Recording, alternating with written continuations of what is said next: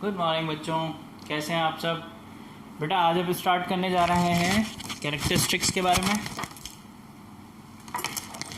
आज हम पढ़ेंगे कि केमिकल चेंज की कैरेक्टरिस्टिक्स क्या होती है, कैसे हम पहचानेंगे केमिकल चेंज कैसे होगा। प्रीवियस क्लास में हमने डेफिनेशन देखी बेटा, केमिकल चेंज क्या होता है, जो परमानेंट होता है, एक बार चेंज हो गया कभी भी रिवर्स्ड नहीं होगा। ठीक है, ये हम देखा केमिकल चेंज में।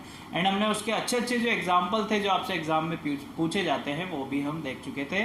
तो आज हम देखते हैं कैरेक्टरिस्टिक्स क्या होती है बच्चों। सो सबसे पहली जो कैरेक्टरिस्टिक्स है केमिकल चेंज की वो यही होती है कि कोई भी केमिकल चेंज हो, चाहे हिंदुस्तान में हो या अफगानिस्तान में हो या बलूचिस्तान में हो, what ever be the country, किसी भी कंट्री में हो, अगर केमिकल चेंज हो रहा है तो हमेशा नया सब्सटेंस फॉर्म होगा। ठीक है, तो पहली कैरेक्टरिस्टिक्स हम यही लिखेंगे कि किसी भी केमिकल चेंज में इन दिस चेंज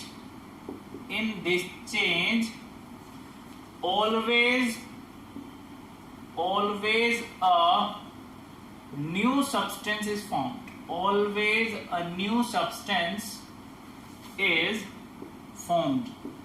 ठीक है बेटा, सबसे इंपॉर्टेंट जो पॉइंट है वो यही है कि हमेशा नया सब्सटेंस फॉर्म्ड होगा।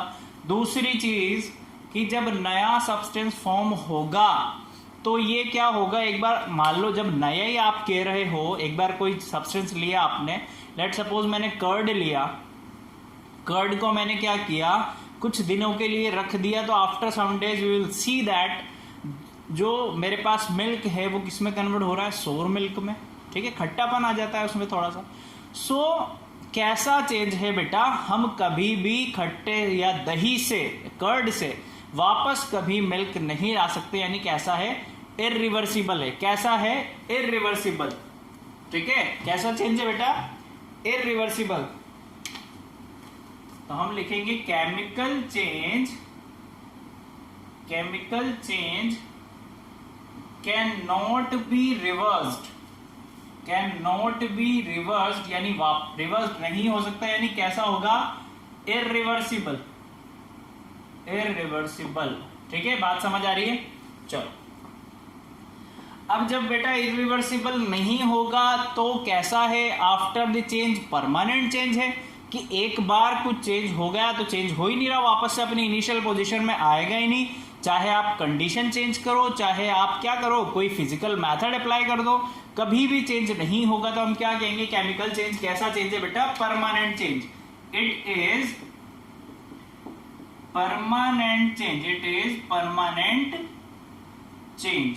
ठीक है, चलो चौथा पॉइंट कि जब कुछ चेंज हो रहा है तो मास क्या होता है, चेंज होता है। किसका मास, जो सब्सटेंस आपने लिया है उसके मास में वेरिएशन आता है, बट ओवरऑल द रिएक्शन का अगर मैं मास बोलूं आपसे तो वो चेंज नहीं होगा।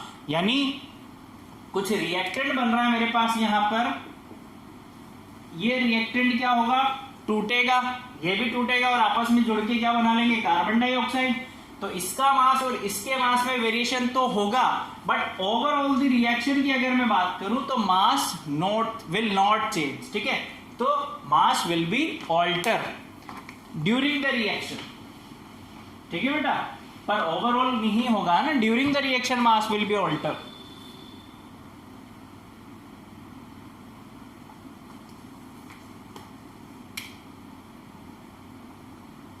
During the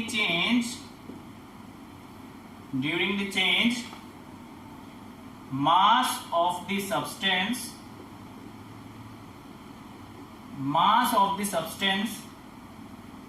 will be altered।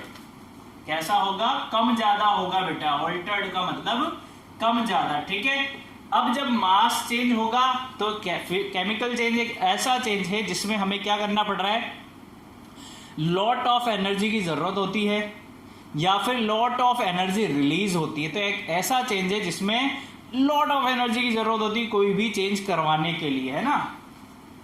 तो lot of energy is absorbed or evolved during the chemical change, during the chemical change। बात समझ आ गई आपको बेटा? बात समझ आ गई आपको? चलो बहुत अच्छी बात है अगर बात समझ आ गई। अब देखो हम एक एक्टिविटी करेंगे और उसमें यह देखेंगे कि परमानेंट होता है या नहीं।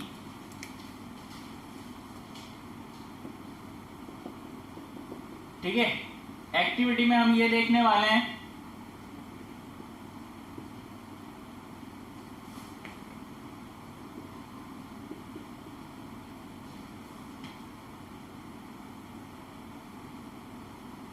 कि जो केमिकल चेंज है वो परमानेंट है या नहीं है परमानेंट। ठीक है, तो हम क्या कर रहे हैं बेटा, हम क्या कर रहे हैं, बर्निंग कैंडल लेंगे। मटेरियल्स क्या है अपने पास, मटेरियल क्या जरूरत होगी, मटेरियल की जरूरत होती है एक्टिविटी करने के लिए। मटेरियल्स रिक्वायर्ड, वो क्या होगा, बर्निंग कैंडल। ठीक है, चलो क्या होगा बेटा, बर्निंग कैंडल।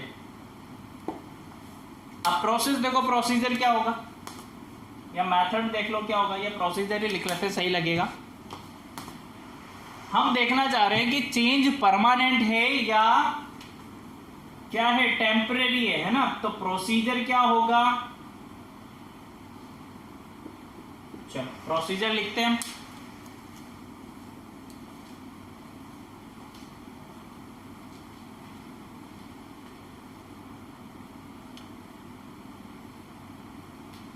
देखो बेटा, हमने क्या किया, एक कैंडल लिया। मटेरियल्स क्या क्या रिक्वायर्ड होगा, हमें बर्निंग कैंडल चाहिए हमें। प्रोसीजर में हमने क्या किया है, उस कैंडल को टेबल पे फिक्स कर दिया, यानी रख दिया है। फिक्स करने का इन द सेंस आप रख दो, कोई दिक्कत नहीं है।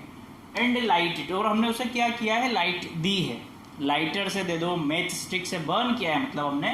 तो ऑब्जर्वेशन क्या होगा, देखो पहली चीज तो ये हुआ बेटा, candle burn to give light and heat energy.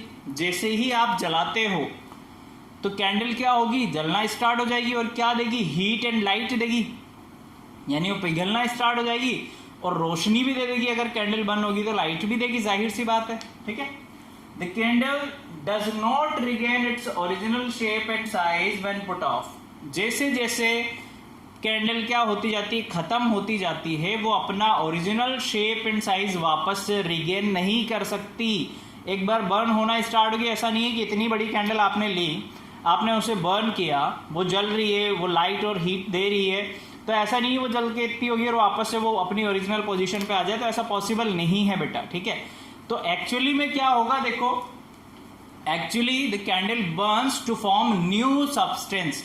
Burn होके क्या बनाता है, कैंडल बर्न करोगे तो हमेशा नया सब्सटेंस बनेगा, जो क्या है बेटा, आपका कार्बन डाइऑक्साइड गैस रिलीज करती है जब कैंडल बर्न होती है, और साथ में वाटर वेपर भी रिलीज होते हैं। ठीक है, और हमें कैंडल जलती हुई दिखाई देती है। तो रिजल्ट क्या निकला बेटा, कि जो कैंडल बर्निंग ऑफ कैंडल है, कैंडल का जलना क्या है, परमानेंट चेंज है। कैसा चेंज है बेटा, permanent, that can not be reversed, जो कभी भी रिवर्स नहीं हो सकता। ठीक है, तो रिजल्ट पे हम यही लिखेंगे कि burning of candle is a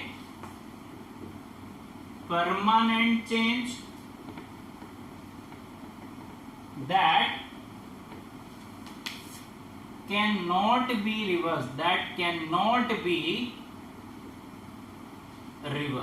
बात समझ में आ गई आपको?